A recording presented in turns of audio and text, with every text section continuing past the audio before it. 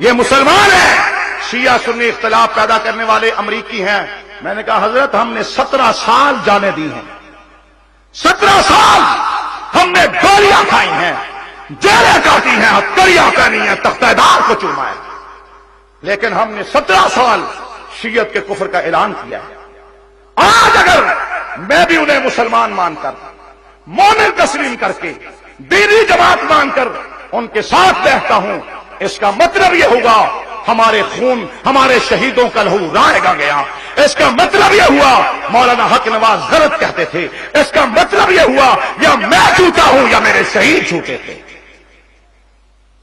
باوجود اس کے کہ علمی طور پر ان کو تھوڑا سا ہم سے اختلاف ہے، لیکن خدا کی قسم انہوں نے فرمایا یہ بات میرے سامنے نہیں تھی، بیٹا ساری عمر تم وہاں نہیں جانا، اس لیے کہ تم نے جو 17 سال کام کیا ہے اس پہ پانی پھر جائے گا، تمہیں چاہیے کہ اپنے موقف پہ تنہا ڈٹے رہو۔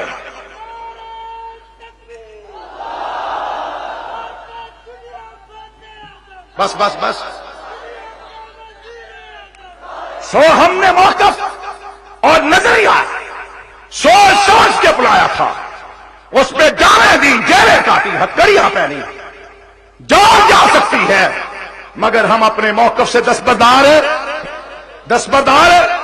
اور ہمارا نظریہ یہ ہے کہ پاکستان کے، ہندوستان کے، بنگلہ دیش کے، عرب امارات کے، سعودی عرب کے، برطانیہ کے علماء نے جو فتویٰ دیا ہے وہ فتویٰ حق ہے، اس فتوے میں کوئی تبدیلی پیدا، ہمارا موقف، ہم تو مفتی ہے نہیں، میں مفتی نہیں ہوں، حضرت مولانا علی شیر حیدری مفتی، مولانا ضیاء الرحمان فاروقی مفتی نہیں تھے، مولانا اشار القاسمی مفتی، مولانا حق نواز جھنگمی مفتی، ہم میں کوئی مفتی نہیں ہے، ہم نے فتویٰ بھی نہیں دیا ہے، فتویٰ ہمارے اکابر نے دیا اور اتنی بڑی تعداد میں دیا۔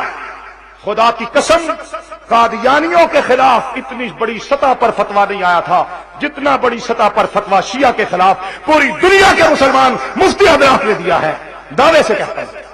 اگر کسی کو شک ہے، بلوری ٹون نے کتاب شائع کی ہے، تمام فتوے جمع کر لیے ہیں، 2 جلدوں کو 1 جلد میں شائع کیا ہے، فتوے گن لیجئے، مفتیان کرام کی تعداد ہزاروں سے کم نہیں ہے۔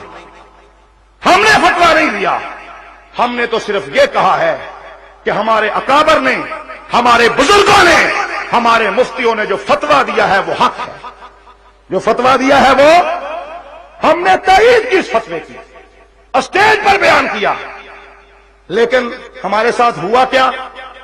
اگر آپ کو توجہ ہے تو ایک مثال سناؤں، ہے توجہ؟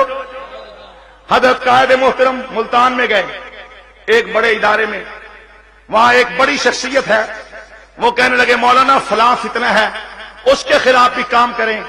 حضرت نے فرمایا ایک مثال سنو، مثال سناتا ہوں۔ کہنے لگے جی کیا مثال ہے؟ فرمایا کہ شہر کے باہر 5 بھنگی چرسی نشہ کرنے والے رہتے تھے، ان میں سے ایک مر گیا، انہوں نے اس مرنے والے کو چارپائی کے اوپر رکھا اور چارپائی کندھوں پہ لے کر شہر میں آ گیا۔ اب جنازہ شہر سے گزر رہا ہے، تاجروں نے دیکھا کہ جنازہ جا رہا ہے، توجہ ہے، جنازہ جا رہا ہے، انہوں نے کہا یار بڑے افسوس کی بات ہے، صرف 4 آدمی جنازے کو اٹھا رہے ہیں، ایک آدمی اٹھا، اس نے کلمہ شہادت کہتے ہوئے کندھا دے دیا، یہ کھسک گیا۔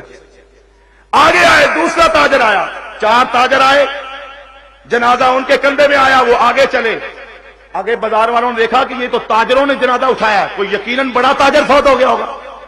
شٹر بند ہونے لگے، دکانیں بند ہونے لگی، کلمہ شہادت کہتے پورا جلوس بن گیا۔ اب جناب کلمہ شہادت پڑھتے ہوئے جنازے لے جا رہے ہیں، آگے گئے، شہر ختم ہو گیا، نہر آ گئی، وہ پل بھی کراس کر لیا، دریا آیا، وہ پل بھی پاس کر لیا، میدان آیا، وہ بھی کراس کر گیا، جا رہے ہیں جا رہے ہیں جا رہے ہیں، 4-5 میل کا سفر طے ہو گیا، تھک گئے، کہنے لگے رکھو بھائی رکھو، جنازے کو رکھو۔ اور بھائی اس کے وارث کتنے؟ وارث فکان من الغائبین، تو وارث کوئی بھی نہیں تھا۔ شہر والے کہنے لگے یار کتنے ظالم لوگ ہیں، ہمارے کندھے پہ جنازہ تو رکھ دیا، ہمیں یہ بھی نہیں بتایا کہ اسے دفن کہاں کرنا، ہمیں یہ بھی نہیں بتایا کہ اسے دفن کہاں کرنا۔ قائد محترم نے فرمایا آپ نے فتوے دیے، हमने काफर काफर के नारे लगाकर जनाजा उठा लिया। हम जो पढ़े तो पूरी दुनिया उठ खड़ी, काफर काफर के नारे, अब जनाजा ले जा रहे हैं।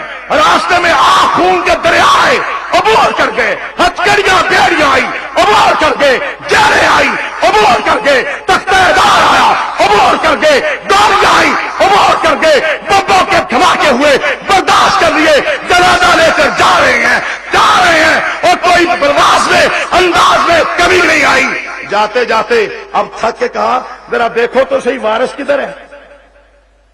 फकान अमीनल, कहने लगे यही कहते हैं, हमने तो कहा ही नहीं था, हमने कुछ नहीं कहा, यही कहते हैं।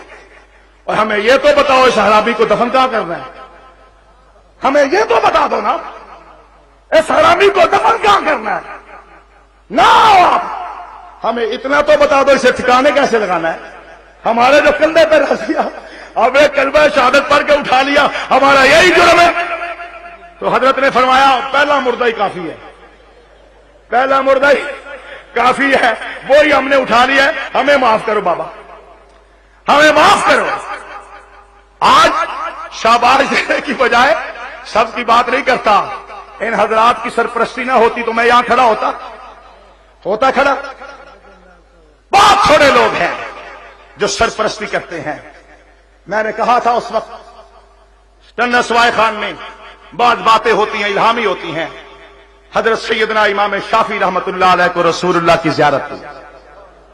आपने फरमाया, शाफी, हम्बल के बेटे अहमद अपने शागिर्द को मेरा सलाम भेजो और कहो मुश्किल वक्त आएगा, 3 पर 1 फितना दीन के मुकाबले में उठने वाला है, उसके मुकाबले में इस्तिकामत का मुजाहरा करना, कल हौज़े कौसर पर मैं तुम्हारा इंतजार करूंगा।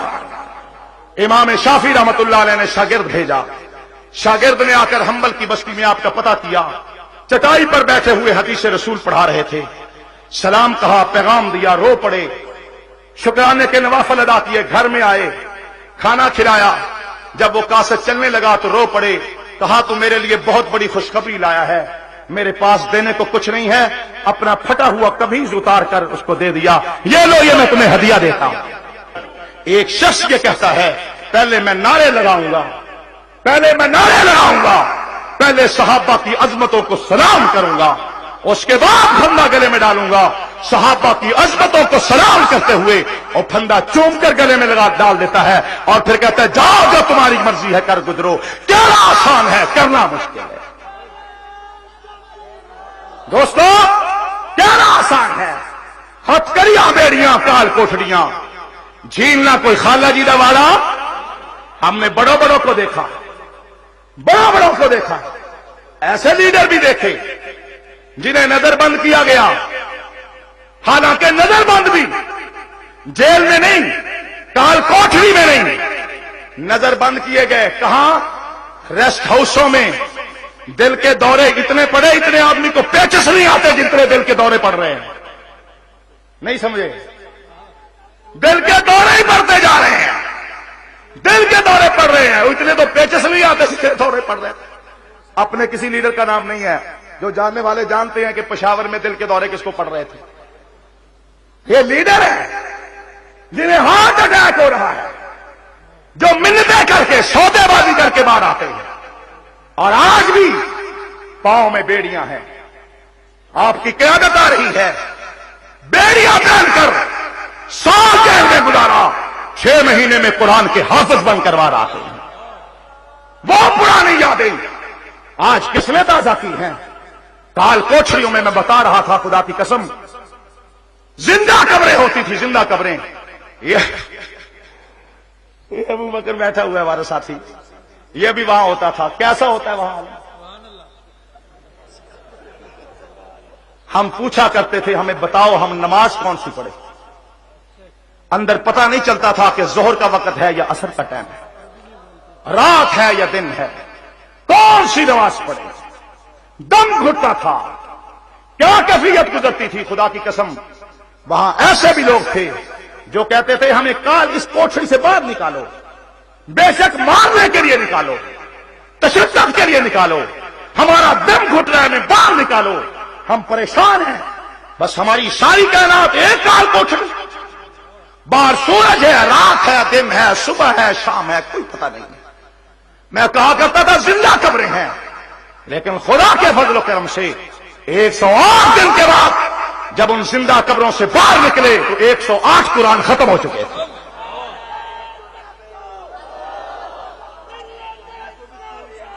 ہمیں کہتے ہیں یہ ڈر گئے۔ ہم اللہ کے سوا کسی اور کا ڈر دل میں رکھنا کفر سمجھتے ہیں۔ جبل استقامت مولانا محمد آدم طارق، مولانا محمد آدم طارق، اللہ کے سوا کسی اور کا خوف، کسی اور کا ڈر، کسی اور کا رعب اپنے دل میں رکھنا کفر سمجھتا ہوں۔ کافر ہو کے مروں اگر خدا کے سوا کسی اور سے ڈروں۔ تم کہتے ہو وردی سے ڈر گیا، اور میں کہتا ہوں تم کہتے ہو وردی اتارو، میں کہتا ہوں بوٹ بھی ساتھ اتار لو۔ تم تو کہتے ہو نا وردی اتارو، میں کہتا ہوں ساتھ بوٹ بھی اتار لو، بوٹ بھی اتار لو۔ ہم نہیں ڈرتے کسی سے، نہ کسی کا ہم پر احسان ہے، کسی کا کوئی احسان نہیں ہے۔ انہوں نے تو جیلوں میں ڈالا تھا، کوٹھریوں سے نکال کر اسمبلی میں پہنچانے والا میرا خدا ہے، اور کوئی نہیں ہے۔ دوستو، میں عرض کر رہا تھا صحابہ کرام کی عزت و ناموس کا مسئلہ ہمارے ایمان کا مسئلہ ہے۔ الیوم اکملت لکم دینکم، آج میں نے مکمل کر دیا تمہارے لیے۔ زور سے بولنا ہے، کس کا دین؟ صحابہ کا دین۔ کس کا دین؟ کس کا؟ صحابہ کا۔ صحابہ دین والے، دین صحابہ والا۔ دیندار وہی ہے جو صحابہ کا حقدار ہے، جو صحابہ کا حقدار نہیں ہے لا شک بے ایمان ہو سکتا ہے، مگر صحابہ کا دشمن دیندار نہیں ہو سکتا۔ وآخر دعوانا